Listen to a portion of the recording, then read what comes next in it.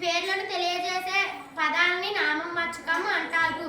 నదుల పేర్లు, గ్రామాల పేర్లు, దేశాల పేర్లు, పక్షుల పేర్లు. ఉదాహరణ: సంధ్య, వినాయక, పాలి, నవ్యత్రి, శ్రీకాకుళం, చైనా, పాకిస్తాన్, భారతదేశం. ఇలాంటి పదాలను తెలియజేస్తాను. అంది కాబట్టి నేనే గొప్ప, నేనే గొప్ప, నేనే గొప్ప.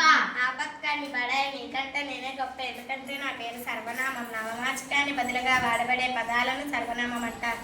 అంటే మా అక్కకు బదులుగా నన్ను వాడతారు. ఉదాహరణ: అతడు, ఇతడు, ఆమె, ఈమె, అది, ఇది, అక్కడ, ఇక్కడ, ఏది, ఎవరు, నీవు, నేను, ఇలా మొదలైన పదాలను నేను తెలియజేస్తాను. అందుకాబట్టే నేనే గొప్ప, నేనే గొప్ప. ఆపండక్కలు మీ బడాయిలు మీకంటే నేనే గొప్ప. ఎలాగంటే నా పేరు విశేషణం. నామవాచకం సర్వనామం యొక్క గుణాలను తెలియజేస్తానంటే పొట్టి, పొడవు, లావు, సన్నం, తెల్లన, నల్లన, ఉప్పు, కారం, తీపి, పులుపు ఇలాంటి పదాలని నేను తెలియజేస్తాను. కాబట్టి నేనే గొప్ప, నేనే గొప్ప, నేనే గొప్ప. ఆపండక్క మీ బడాయిలు మీకంటే నేనే గొప్ప, ఎందుకంటే నా పేరు క్రియ. పనులను గురించి నేను తెలియజేస్తాను.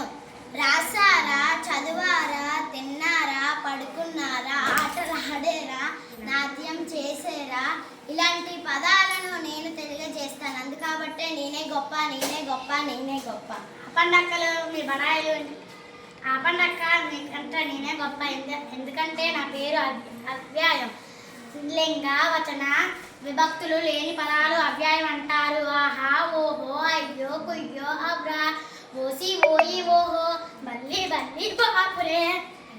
టైం అయిపోతుంది అక్క, ఆపండక్క టైం అయిపోతుంది. పదండి, ఎవరికి వెళ్ళిపోతాం.